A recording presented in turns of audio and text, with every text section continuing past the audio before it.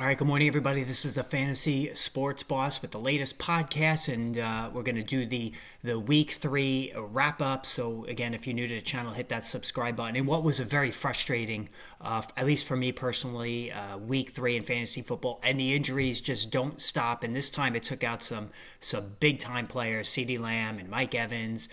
James Conner looks like he's done for the season with what I assume is a broken ankle. We haven't gotten the official word of what the injury is.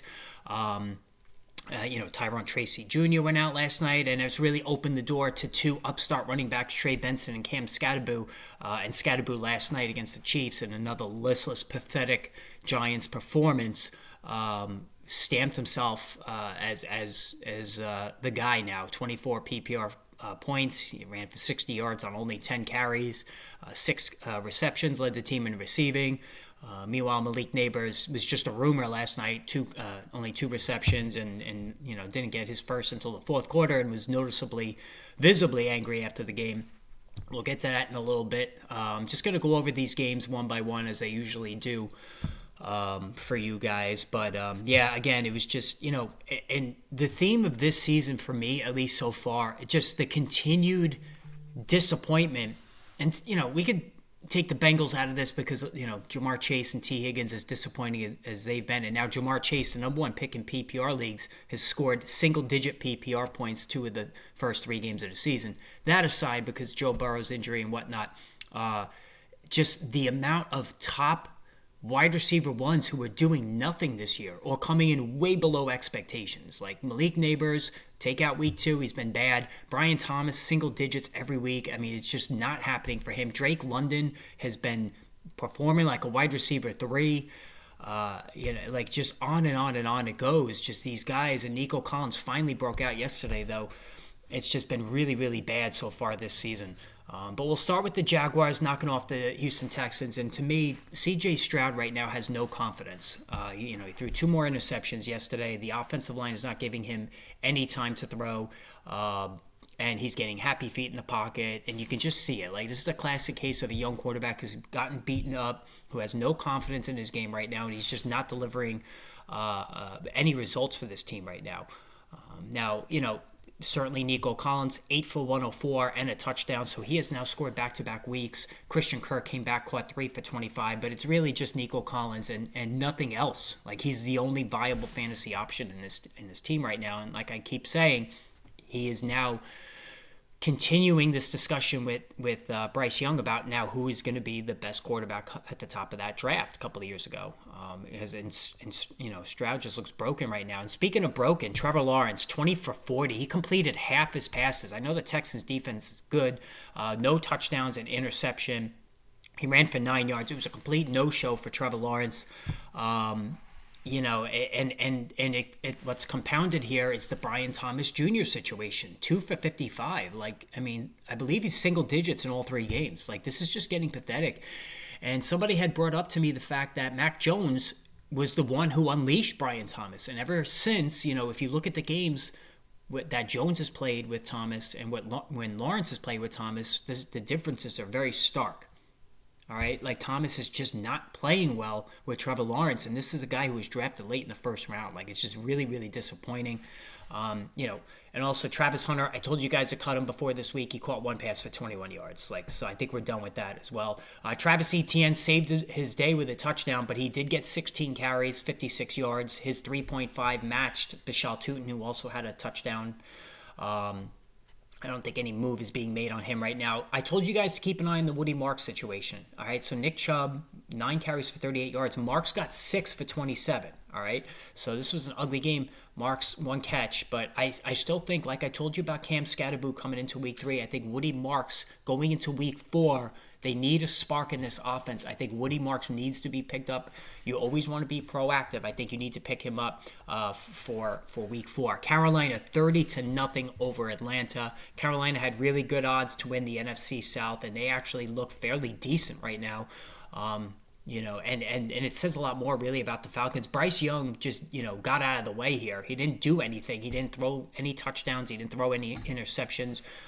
In terms of the passing game, he did have a rushing touchdown, only 8 yards there. Even Chuba Hubbard, 17 for 73.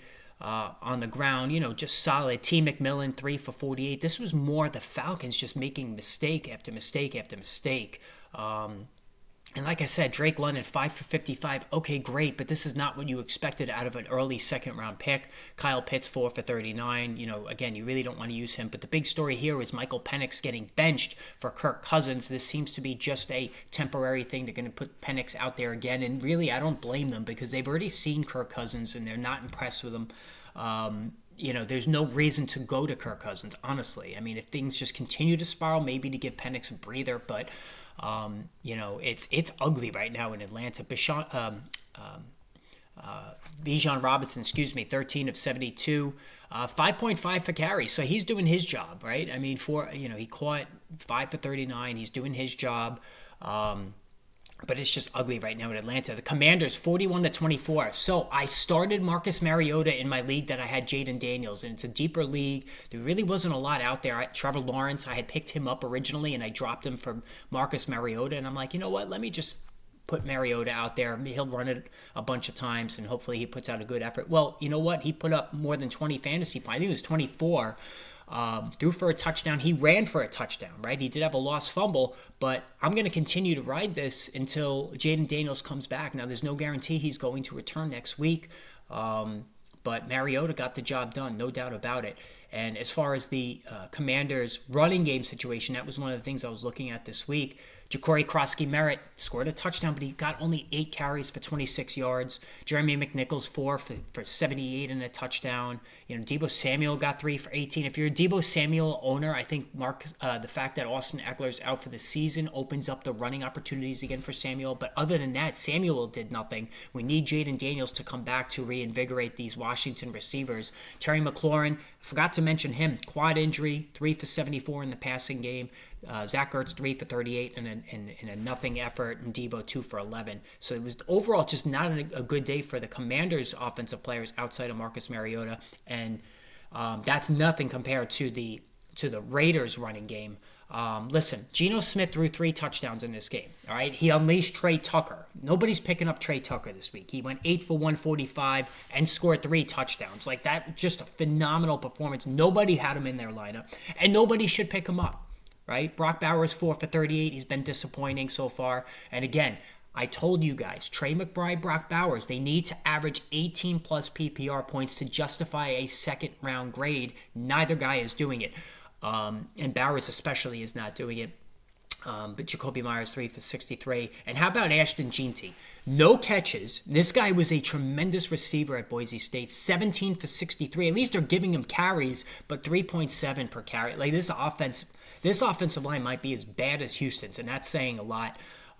If you, and there's another one, Jeanty. There's so many first, second round picks this year that are just bombing in just a pathetic way, and Jeanty is right at the top of that list. I don't even think it's really partially his fault, but more this offensive line. All right, the Buccaneers in a wild game coming back on the Jets. Baker Mayfield, he's just been all right. He's been better real life than in fantasy. 1 touchdown pass in this one. Ran for 44 yards. Again, I told you the rushing is not going away. Bucky Irving got the carries, 25 for 66. There was some concern, Rashad White got more work than we expected last week. Baloney. Even though Irving did not really run the ball well, he got all the carries here and caught 4 for 33. Mike Evans, 4 for 33 and a touchdown himself, and then he leaves with a hamstring. You could take it to the bank. He's not playing next week. He's a slow healer. He's 32. That means Chris Godwin will come back right away into a prominent role, and I think he should be started next week. And Emeka Ibuka, the 6 for 85 he had, this guy's just different. Like he's a star. Like he's already a star, this guy. I have no shares of him. I should have been more proactive on him. He just didn't fall into my lap. That's on me. But man, what a player. And Garrett Wilson, 10 for 84 and a touchdown. Tyrod Taylor played, fairly well. He had a couple of big mistakes in this one. The pick 6, no doubt about it. But Garrett Wilson is balling out right now. You almost don't, when Justin Fields comes back, like Tyrod Taylor's throwing the ball better than Justin Fields. You almost would rather have Taylor under center than Fields if you're a Garrett Wilson owner. I told you guys to sell high on Breece Hall after week 1. How has that turned out? All right. He did catch 4 passes for 31 yards, but only 9 carries for 21. Braylon Allen got 6 for 30. Hall averaged 2.3 a carry. Braylon Allen averaged 5. He's not getting goal line touches. He's catching a few passes here or there. But I told you, Breece Hall is a sunken cost. I told you to sell high. The Philadelphia Eagles, 33-26. Over the Rams, if you bet the Rams yesterday's game, man, I hope your therapy session goes okay today, because that was just a brutal. That's why I don't bet. That's a brutal way to lose a bet, no doubt about it. But some offensive fireworks all over the place in this game, and we had a get right game for AJ Brown. He did nothing in the first half.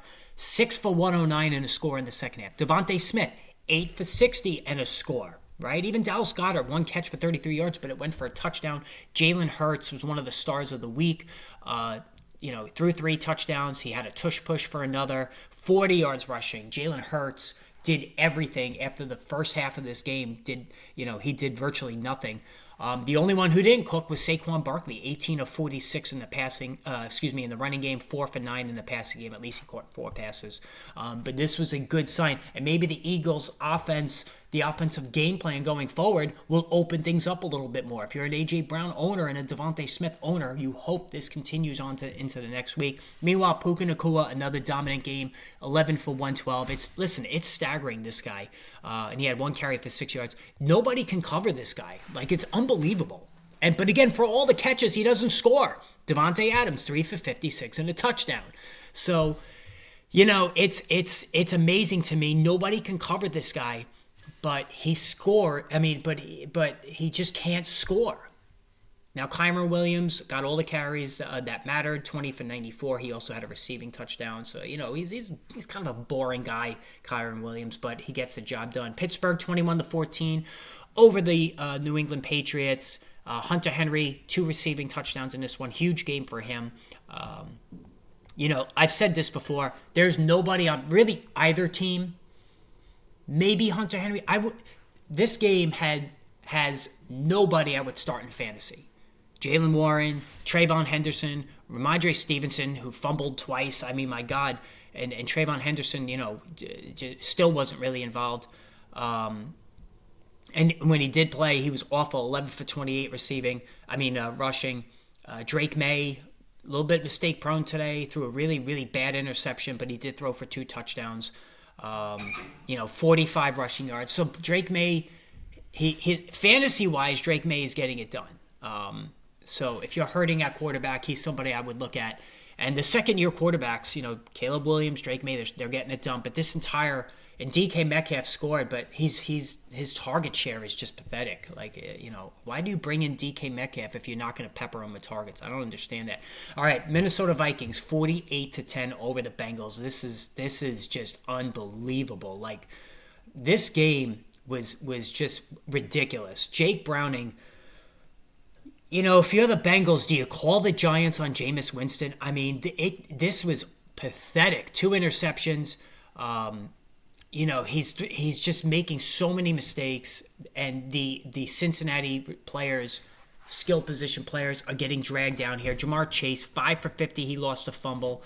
T. Higgins, you can't play him. He did caught 1 pass for 15 yards. Chase Brown, I'm telling you right now, folks, I have a league where I have Chase Brown, I have Bijan Robinson and Devin Achane. It's a keeper league.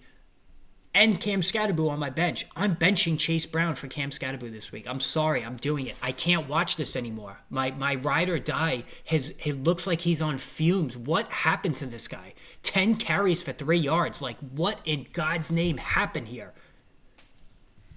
4 for 17 in a passing game. Thank goodness. This was pathetic. This is pathetic. If you're a Jamar Chase owner too, man, there could be tough sledding ahead. But you got to play Chase. The other 2 guys, even Chase Brown, I have no problem with you benching them. Now, what Carson Wentz does really well is he throws to the tight end, T.J. Hockenson, 5 for 49 and a touchdown. So Hockenson is back in the good graces. Justin Jefferson, 5 for 75. He's just not supplying those mid-first round numbers yet. But he's still Justin Jefferson. Indianapolis Colts break up the Colts 41-20 over the Tennessee Titans.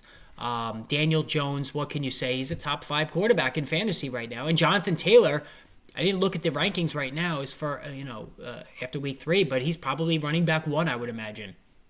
Jones threw for a touchdown, ran for 27 yards. Jonathan Taylor ran for 102 and 3 scores. Just crazy good stuff. Michael Pittman has been reinvigorated with Daniel Jones. Tyler Warren, disappointing, 3 for 38. But Daniel Jones is showing that it really wasn't his problem. It was the Giants' problem. This team is firing on all cylinders right now. Green Bay loses 13-10 to the Cleveland Browns. The Browns' defense is legit, folks. Josh Jacobs, for the 3rd week out of 3, looks like he's running in quicksand. Just a pathetic performance by Green Bay to drop this game against Cleveland. Very, very disappointing. Seattle 44-13 over the non-competitive, awful New Orleans Saints. The Spencer Rattler, it's fun. He throws the ball all over the place. In 28-39, he wasn't terrible, but the defense is a joke. Sam Darnold 14 for 18, 2 touchdowns. Kenneth Walker 16 for 38. But he scored twice. Walker was terrible running the football. 2.4 per carry, but there was no Zach Charbonnet. Chris Olave getting an insane amount of targets every week, but only 10 for 57. He's not creating anything. Juwan Johnson, 6 for 51. He's been terrific. Jackson Smith and Jigba, my pick to lead in receptions, all players this year, 5 for 90-plus yards and a touchdown. You can't cover this guy right now. The Chargers, gutty comeback win over the Broncos, and for the second time in 3 weeks, Bo Nix just not really playing well, but got Cortland Sutton back on track. Cortland Sutton really should have had a second touchdown in this one. Amari and Hampton, he's the guy now. Najee Harris tore his Achilles. Hampton only averaged 3.7 per carry, but he got 19 carries. He scored a touchdown. Here's the big key, 6 catches for 59 yards. So if he's going to be used like this, I'll take back all the criticism I had of him the first 2 weeks of the season, and he will be a top 10 guy the rest of the way. Keenan Allen, 7 for 65. The Renaissance season continues, another touchdown. And Ladd McConkey, 4 for 41. This is not working out for Ladd McConkey, folks. Keenan Allen's return has put a hammer onto his expected production. The 49ers come back and defeat the Arizona Cardinals. Trey McBride scores a touchdown, something you hardly ever see. It's the Trey Benson show now.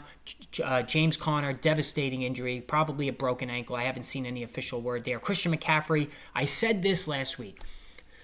He looks like he's lost a step. He was 17 for 52 yards, 3.1 a carry. He caught 10 passes for 88 yards. So Ricky Pearsall, 8 for 117. So Mac Jones is doing a nice job. Brock Purdy will come back next week. Marvin Harrison Jr. is broken, 3 for 44. He had one of the worst drops you will ever see. Trey McBride, 5 for 43. He finally gets into the end zone. Caleb Williams is here, folks. 31-14 over Dallas. He scores 37 fantasy points. And this idiot decided to go with Dak Prescott over Caleb Williams in a league that I got destroyed in yesterday. Just awful, awful stuff. Another touchdown from Rome Odunze. Awful stuff for Dallas. Another touchdown for Rome Odunze. CeeDee Lamb, high ankle sprain. He's talking like he's coming back in week 4. A high ankle sprain. I sincerely doubt it. If you are a owner of Jake Ferguson, however, it's going to be his show. 13 for 82 catching the football. Just big time stuff here. For Jake Ferguson up. He's going forward, but they have a tough matchup against Green Bay next week. You bench Dak Prescott everywhere. Finally, the Giants, Cam Scatterboo, 24 PPR points. This genie's not going back in the bottle. I did the video yesterday morning saying it's a launch day for Cam Scatterboo. It worked. Travis Kelce again. He's completely washed. I'm dropping Travis Kelce. I have a claim in on Jake Ferguson in one of my leagues, and I have the top claim. I'm doing it. I'm desperate in this one league, so you don't want to use a number one claim on a tight end. But I'm dropping Travis Kelce. I'm done. That's it. It's over. He's done. Great career. Salute, but it's over. All right, guys. Let me know what you think. Hit the subscribe button. And Crisis Point videos will start being posted later today. Stay tuned for that. Have a great day, everyone.